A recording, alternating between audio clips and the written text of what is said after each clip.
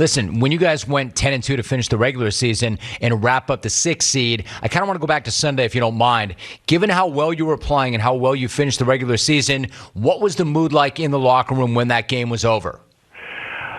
Well, I think the fact that we won the game easily was, took a little bit of the pop out of it. Obviously, we wanted to win the game, and we were thrilled to clinch a playoff spot. But at that time, the Clippers were losing, and it looked like we were going to play Denver. We were all set to play the Clippers. So really the talk was more about getting ready for the playoffs rather than really enjoying the fact that we made the playoffs. No, I get that. In fact, I was going to ask you about that. You've got a few days before the start of the first round. So what do you do at that time? Like, are there things that you're working on or looking to install, or is the bigger focus just making sure guys are rested after a grueling regular season? That's a good question. We've had meetings about how to handle this. This is more days than anybody's ever had going into the playoffs. So you want to stay rested. You don't want to have any injuries, so I doubt that we do anything live as far as 5-on-5 or 4-on-4 or anything like that. But you want to prepare your team at both ends of the floor. Obviously, the fact that we just played Denver, there's some repetition involved with that. One of the questions is how much live action do we do as far as running? How much running do they need over these next 4 or 5 days rather than just resting and not doing anything? So I'm talking to my health and performance people and just making sure that physically that we're healthy and ready to go, and then just doing all the preparation that you normally do going into the playoffs. Trailblazers head coach Terry Stotts joining us. And then, Terry, about that matchup you mentioned, you just played them. It's not like you have not faced them in the postseason in the past, but it's a somewhat different Nuggets team. As an example, how different is Nikola Jokic now versus just 2 years ago? And then how do you go about dealing with him? Well, the first thing is that both teams are so much different than just a short 2 years ago. It's amazing. We basically 4 players on each team actually played in that series. When you take Murray out of the equation, Zach Collins, who's hurt, and Will Barton. So really only 4 players played in that series 2 years ago. The dynamics for their team has really shifted with Murray being out. Now Jokic is, he's the head of the snake. Everything goes through him. He facilitates. He makes his teammates better. Obviously, he scores. He does all the things. He's a difficult matchup. And most of our defensive preparation, will be going to different schemes that involve him. We're talking to Terry Stotts. Terry, that was going to be my follow. You actually beat me to it. I was going to say your team is also different.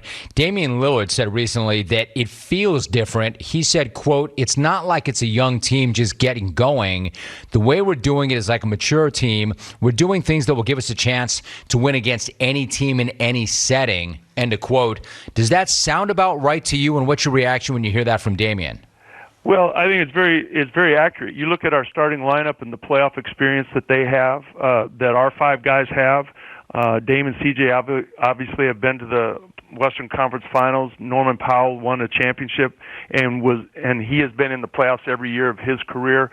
Robert Covington has experience, and then off the bench, obviously Melo and Enes Kanter has experience. The only guy who's really kind of new to it would be Anthony Simons. So the experience, the age, Dame is 30.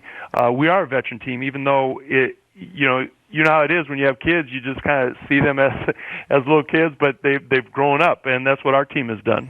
We're talking to Terry Stotts. I was going to ask you about Norman Powell. So he comes in late March, and Damian's been picking his brain because Powell does have that NBA championship. What does it mean to be able to bring in somebody who has that championship pedigree or experience? Well, it just brings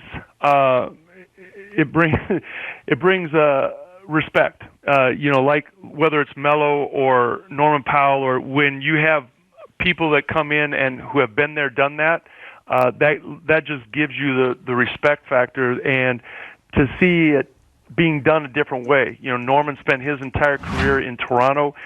They have a great program up there with Dwayne Casey and then later Nick Nurse.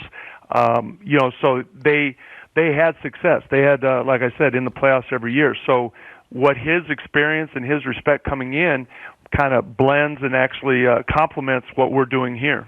We're talking to Terry Stotts. Once again, Terry, you and I have talked for so long and so many different times about Damian Lillard, but he was named the Western Conference Player of the Week last week. Over the years, we've talked about him so much, and for good reason, but what's it say that when the team needs him most, he just delivers time and time and time again? Well, That's what great players do. That's what MVP caliber players do, and that's what he is. He is what LeBron does for the Lakers, what Steph does for Golden State, what Giannis does for Milwaukee. That's what Damian Lillard does for us and has been doing for years. So it's I don't want to say it's a luxury because he's a great player and we don't take it for granted, and that's his job. But to be able to rely on him every year is a coach's dream. That's what when you have a player of that magnitude who delivers every night, who doesn't take nights off, it permeates through the team.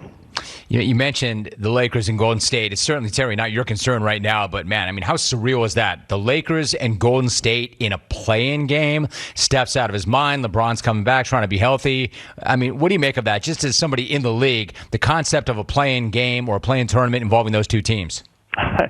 Well, it's great theater more than anything else. It's great theater, and the only thing that's missing is that if somebody lost, they're out of the playoffs. But the fact that they are playing probably two of the more successful franchises recently that are in that situation with two of the biggest stars, it's going to be great theater. I know I'm going to be watching.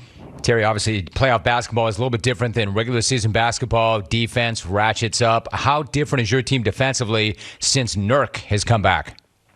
Well, it's been chronicled after, I think, over the last 12 games, offensively, we stayed at a very high level, but defensively, over the last 12 games, I think we're 12th in the league, and that was probably for us the formula going into the season, that we were going to be an elite offense and an above average defense. And if we were, that would put us where we need to be. So with Nurk, he makes an impact for us defensively. He protects the lane. He's got quick feet. He blocks shots.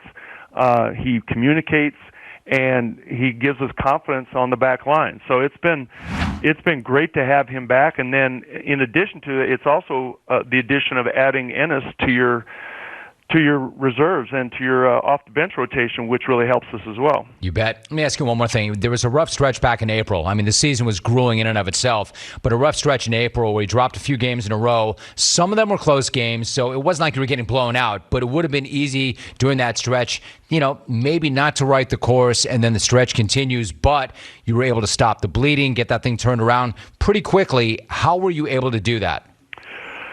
Well, we got it together on the road trip, and we made a couple tweaks as far as rotation, and Norman Powell playing primarily at 3 and playing more 3-guard lineups. But really, I think it was the will and the character of our players. And for as much noise as there was out there, I was pretty certain that we weren't playing as bad as the 5-game losing streak may have indicated. We lost 3 one-point games to top teams. One was to the Clippers, one was to Denver. So I didn't think we were playing that poorly. We just didn't have the wins to show for it. But, going on the road and winning 5 out of 6, and it's just like anything in this league, things can turn on a dime, and confidence builds, and you get a little momentum, and you can build on it, and that's what we did.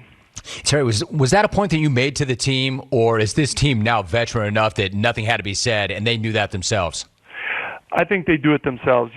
Part of my job is sometimes to state the obvious just so that they know, but we have a veteran team. They're very knowledgeable. They keep up with the league, and Dame and I have been through this, and CJ for that matter too, is that we've made good runs in the second half of the season. After the All-Star break, we've made some runs to get us in better playoff positions or to make the playoffs. So this wasn't anything really new for us three who had been through it. But I would say it was just the veteran aspect of the team and being healthy. I think the injuries that we had throughout the season were kind of downplayed, which is fine, but the fact that we were healthy and Nurk wasn't on a minutes restriction and we were able to play our guys, I think that helped us going down the stretch. Seems to me that's the most important thing, right? You want to make sure that you're going into the postseason as healthy as you can possibly be. So finally, if playoff basketball is so much different than regular season basketball, is there a switch? Is there a process? How do you make that transfer from one to the other? Because it is so much more intense and so different.